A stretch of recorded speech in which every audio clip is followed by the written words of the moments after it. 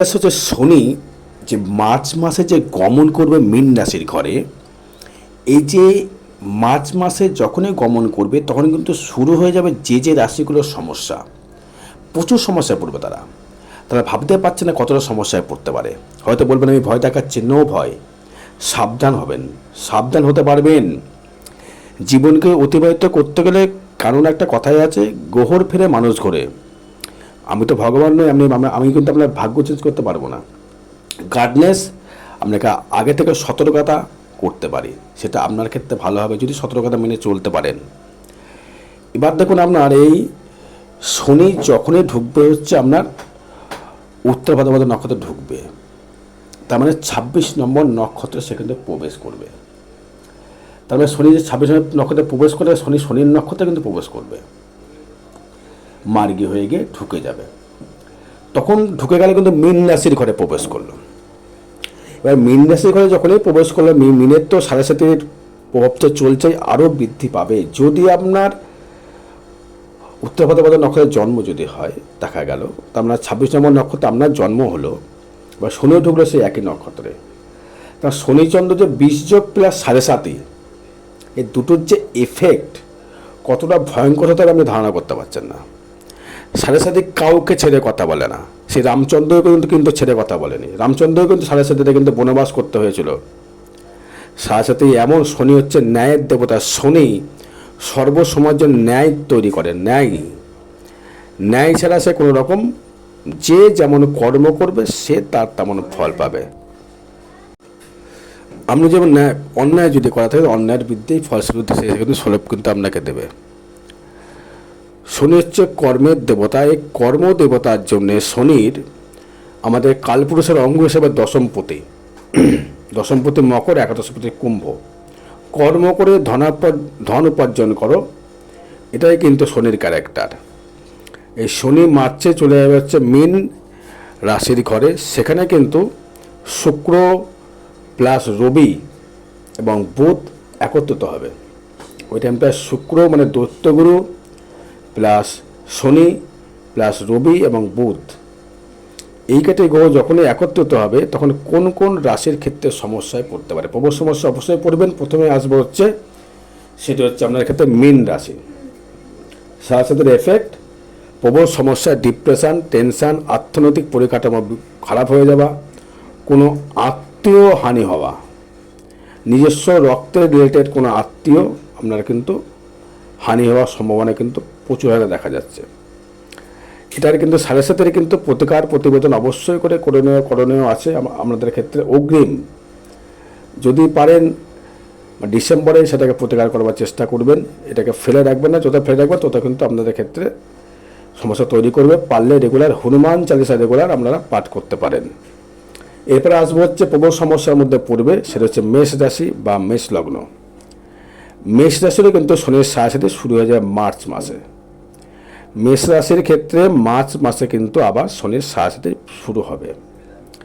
মকর relief পেয়ে যাবে, কুম্ভর last stage চলবে, মিনের সেকেন্ড স্টেজ এবং মেষের ফার্স্ট স্টেজের কিন্তু শনির প্রকোপ বিপদে বা সমস্যায় পড়বে। কারণ বৃহস্পতির সাথে শনির একটু হলেও সন্ধি রয়েছে, সেই কারণে মিনের ক্ষেত্রে কিছুটা হলেও একটা মিশ্র ফল প্রদান করবে, তো সাড়ে সাথে ভোগ করতেই হবে। কিন্তু মেষের ক্ষেত্রে কিন্তু শনি যেহেতু মেষের ঘরে নিচস্থ হয়, সেক্ষেত্রে আপনার সাথে প্রভাব কিন্তু শুরু করবে। মেষের ক্ষেত্রে মেন্টাল ডিস্টারবেন্স প্রচুর হলে দেবে। অর্থনৈতিক পরিকাঠামো দিক থেকে অনেকটা সমস্যা বৃদ্ধি করবে। আপনার যতটা অর্থ প্রয়োজন সেই অর্থ আপনি পাবেন না। আপনার যে খুব আপন মানুষ, সে আপন মানুষ আপনাকে সাপোর্ট করবে না। কাছের মানুষ দূরে চলে যাবে, আত্মহানি করাবে, মানসিক ডিপ্রেশন বাড়বে, টেনশন বাড়বে, লোন জর্জরিত করিয়ে দেবে মীন রাশির মতো। এই আপনার দরকার 500 টাকা, পাবেন হচ্ছে 5 টাকা। সমস্যার পর সমস্যা করতেই থাকবে। এবার আসবো আরেকটা রাশি আসবো, সেটি সমস্যায় পড়বে। সেটা হচ্ছে চতুর্থভাবে যখন রাশি থাকবে, মকরের তৃতীয়স্থ হয়ে গেল থাকবে। এবার চলবে হচ্ছে ধনু রাশির কিন্তু ঢাইয়া শুরু হবে। ধনু রাশিরও কিন্তু ঢাইয়া শুরু হবে মার্চ মাসে।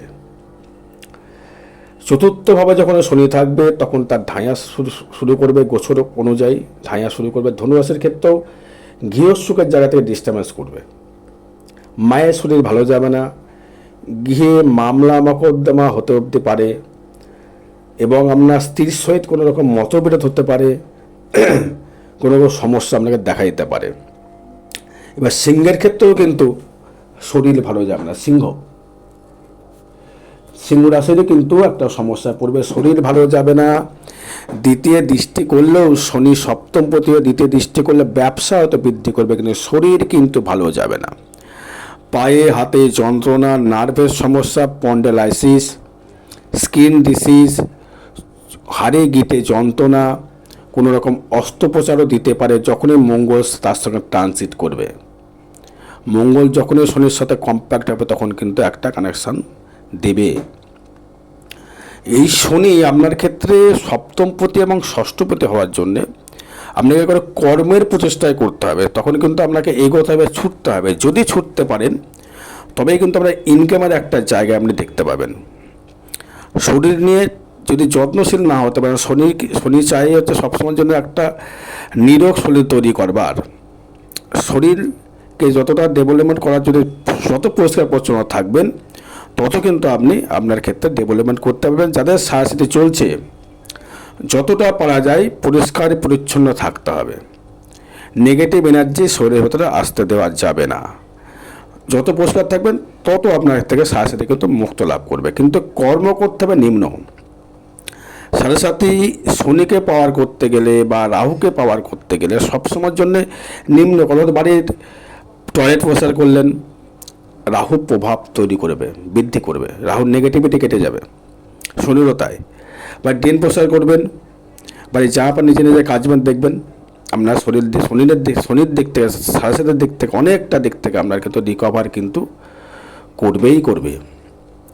এবার আসবো হচ্ছে আর একটা রাশি, সেটি হচ্ছে আমি বলবো আমার ক্ষেত্রে যেটা বলি আমি, সপ্তমত কন্যা রাশির ক্ষেত্রে একটু ডিস্টার্বেন্স আসতে পারে। কারণ সপ্তমে যখনই আপনার শনি প্রবেশ করবে, আপনার রাশির উপর দৃষ্টি করবে, সেই সময় কিন্তু আবার কেতু চলে যাবে দ্বাদশে, রাহু চলে যাবে ষষ্ঠে এবং থাকবে হচ্ছে শনির দৃষ্টি। মেন্টাল কিন্তু ডিস্টার্বেন্স বা দূর দেশ থেকে বন্ধুবান্ধব লাভ, দূর দেশ থেকে দাম্পত্য জায়গায় সুখের হানি করতে পারে, বা কোনো প্রিয়জন বা আপনার মনের মানুষ আপনি কাউকে পেতে পারেন দূর দেশ থেকে, দূর দেশের। কেন তখন কিন্তু আপনাকে বলবো কন্যা রাশি কন্যা লগ্নের ক্ষেত্রে আপনাকে বলবো, তখন যেহেতু আপনার একাদশপতি চন্দ্র, সেক্ষেত্রে আপনাকে পারলে একটা যদি পারেন মুনস্টোন ইউজ করতে পারেন। কন্যার ক্ষেত্রে মুনস্টোন ইউজ করবেন, খুব ভালো ফল পাবেন। আর মেষ এবং মিনের ক্ষেত্রে আমি বলবো, এবং ধনুরাশির ক্ষেত্রে শনির যে ঢাইয়ার প্রতিকার, এখন বৃশ্চিকের চলছে, যেই শনির দৃষ্টি দশম দৃষ্টি চলে গেল, একটা কথা আছে শনি হচ্ছে চতুর্থভাবে, ঢাইয়া কেন আসে, তখন শনির দৃষ্টিটা চলে যায়, দশম দৃষ্টি চলে।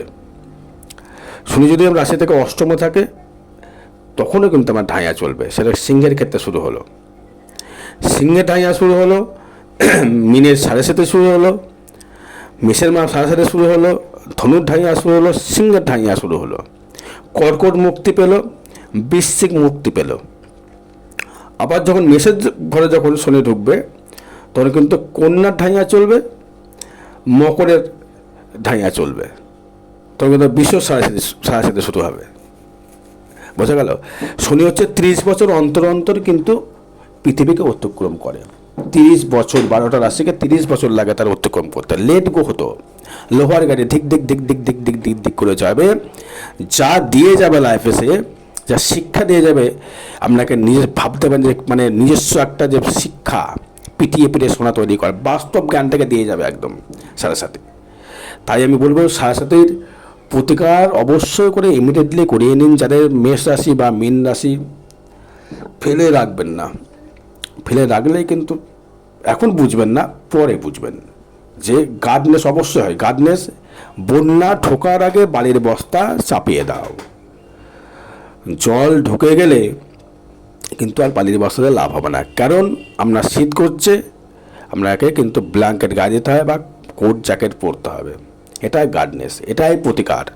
তাই বলে আমি শনিকে বলতে পারি না তুমি শনি তুমি ঘুরে চলে যাও, বা সম্ভব নয়। আমি স্পষ্ট বক্তা স্পষ্ট কথা বলে বলে অনেক হয়তো খারাপ লাগতে পারে আমার ভিডিও দেখে, স্পষ্ট কথায় কষ্ট নেই। এবার শনির সাথে থেকে সবার ক্ষেত্রে নেগেটিভ দেয়। এবার দেখা গেল আমার জন্মদিনে শনি তুঙ্গে আছে, অবশ্যই আপনি ভালো ফল পেতে পারেন, জ্ঞান দিতে পারছেন, চার্টের উপর ডিপেন্ড করবে। এবার দেখা গেলো মেষের ক্ষেত্রে তো দেখা গেলো মেষের ঘরে আপনার শনি বসে রয়েছে, কী হাল হবে সেটা বুঝতে পারছেন আপনি, শনির চস্ত কী হাল হবে আপনি বুঝেও বুঝতে পারছেন না। তাই বলবো অগ্রিমভাবে এটাকে প্রতিবোধন করবেন। মেষ, মীন, ধনু এবং সিংহ এই কটি রাশি কিন্তু ইমিডিয়েটলি এর প্রতিবোধন কিন্তু করিয়ে নেবেন। পারলে রেগুলার হনুমান চালিসা অবশ্যই করে পাঠ করবেন। জয় মাতা, জয় গুরু, আপনি ভালো থাকুন। আর নিজস্ব ব্যক্তিগত নিয়ে জানতে গেলে আমার সাথে যোগাযোগ করতে হবে। জয় মা।